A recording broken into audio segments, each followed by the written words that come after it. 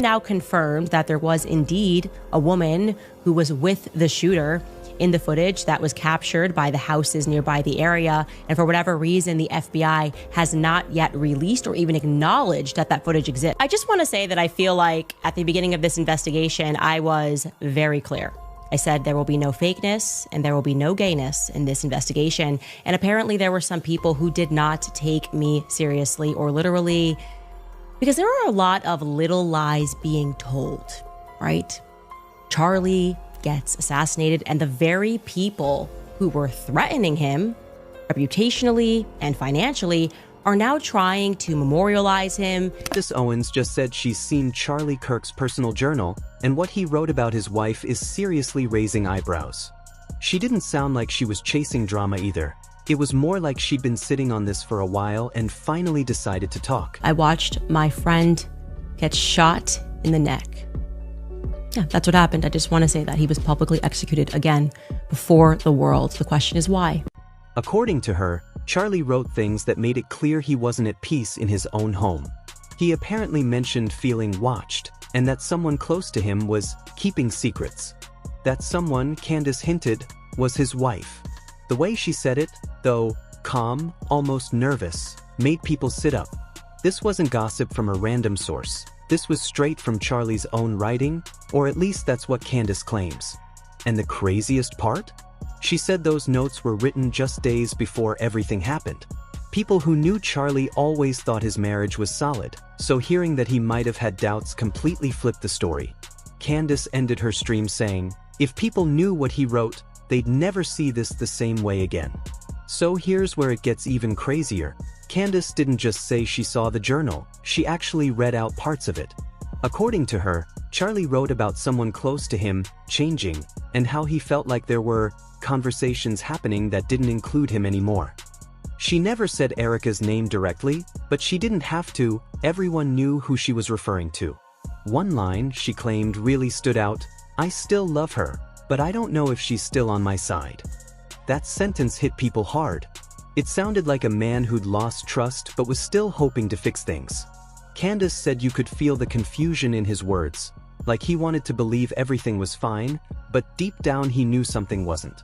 Some people think these notes were written just days before he died. Others think they might have been drafts for something bigger, maybe even a letter he never sent. Either way, the idea that Charlie Kirk wrote about being afraid of betrayal right before his death? That's the kind of detail that flips a story upside down. Now, before Candace even brought up the journal, Joe Rogan had already planted a seed of doubt that got everyone talking. On his podcast, he basically said straight up that the official story around Charlie's case just didn't add up. He wasn't ranting, he sounded more confused than anything. Joe mentioned weird little details: the type of gun, the random guy at the scene acting out, and how quickly the authorities wrap things up. Something's off, he said. And here's the kicker: he admitted he almost texted someone about it the day it happened because it just didn't sit right with him. Something that's actually factually inaccurate, right, according to the narrative. Now, let's be real clear. I don't necessarily think they know what's going on yet. There's a lot of weird going on with Whirly. I almost texted you when the Charlie Kirk thing happened because my antennas went up about, they showed the photo of that kid, or the guy that they have, the 22-year-old, yeah, whatever. And I was almost going to be like, dude. This kid had a rifle with a scope. Now, here's where it gets weird. The first images of this rifle with a scope, I swear to God, it looks like he has a composite stock on it. Like, it looks like a modern 30-06 rifle. He even joked that the suspect's story sounded like a movie script that got rewritten halfway through. People laughed at first, but the more he talked, the more serious it got. He said it felt like someone was hiding the real picture. So when Candace came forward with the journal, it was like her claims filled in the blanks that Rogan had already pointed out.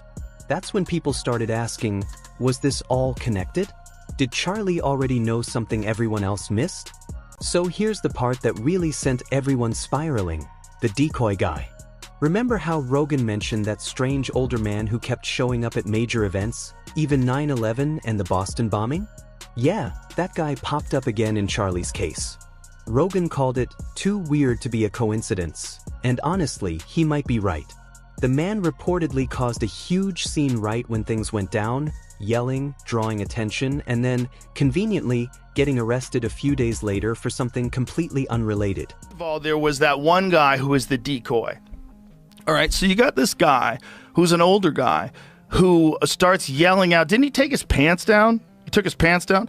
This guy was at 9/11. He was at the Boston bombings. All the hits. He called in a fake bomb at another place. And then he did this at this thing. Right after, so somehow or another, this guy has the state of mind that the moment someone gets shot, he yells out and says, I did it, and takes his pants down or something like that. I don't know exactly what he did. Then, ready for this? He gets arrested for child porn right away. Right after this happened? Oh, right away. He's in jail for child porn. Why is that? Well, now you can't interview. That timing made people's eyebrows shoot up. Candace later hinted that Charlie's journal mentioned a man planted to distract, which made the whole thing feel even creepier.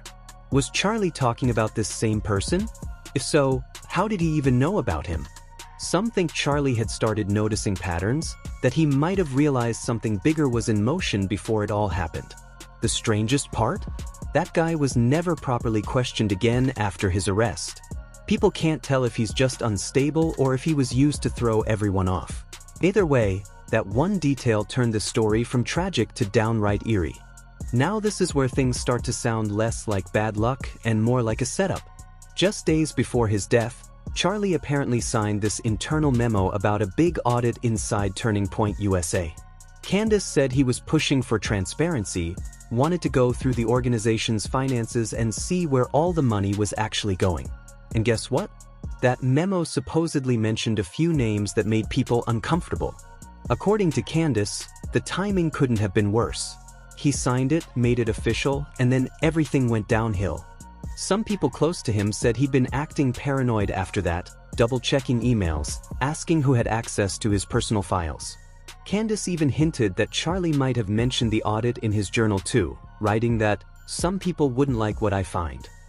It's that sentence that keeps everyone wondering, did he dig too deep? Was he about to uncover something that certain people didn't want exposed? Between the audit, the journal, and the sudden shift in his behavior, it's hard not to think this was more than just bad timing. After everything that came out, people started looking at Erica Kirk, Charlie's widow, a little differently. The thing that threw everyone off was how quickly she stepped into his old role at Turning Point USA. Like, within days, she was already being mentioned as the new face of the organization. Some people said it was natural, that she was just honoring his legacy, but others found it odd, almost too fast. Candace pointed out something even stranger. Charlie had apparently written about decisions being made without me in his journal. He didn't name names, but the timing lines up with meetings Erica reportedly attended alone just before everything happened. A few colleagues even claimed they hadn't seen the two together in weeks. It's not proof of anything, but it adds a layer that's hard to ignore. Candace didn't accuse her directly. She just said, sometimes the people closest to you aren't standing beside you, they're standing behind you. That line hit hard. Suddenly, what looked like a tragedy started sounding more like a story with missing pieces, and everyone wanted to know what really happened between Charlie and his wife. Once Candace shared those details about the journal and the audit, everything split right down the middle. Half the people thought she was finally saying what everyone had quietly suspected, and the other half thought she'd gone too far. Some folks close to Charlie said the journal pages sounded exactly like him, that he was the type to write when something was eating him up inside. Others said it felt wrong to share something that personal after he was gone. But even with the criticism, the questions didn't stop.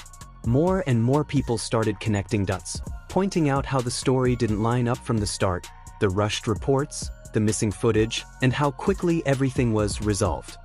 A few of Charlie's old coworkers even said the atmosphere at Turning Point changed almost overnight, like people were walking on eggshells. Candace kept saying she wasn't trying to stir anything up, just to tell the truth that nobody else wanted to say out loud. But once something like that hits the public, there's no putting it back in the box. Everyone had an opinion, and the story only got louder. At this point, nobody really knows what to believe anymore. The journal, the audit, the strange timing, it all paints a picture that feels unfinished. Candace ended her discussion with one line that's been echoing ever since. If Charlie wrote it, then we owe it to him to ask what he was trying to say. That's the thing. Maybe it's not about proving anyone guilty, but about realizing how much he seemed to sense before it all happened. Some people say he was paranoid. Others think he was finally seeing things for what they were. Either way, the idea that he wrote about trust, secrecy, and fear so close to the end is hard to shake. It's like he left a trail of breadcrumbs without meaning to. And now, every little clue, every name, every missing detail feels important. Whether you think Candace did the right thing or not, she's reopened a door that a lot of people wanted to keep closed. Maybe that's why this story won't die down. Because deep down, everyone's wondering the same thing. Was Charlie trying to warn us before it was too late?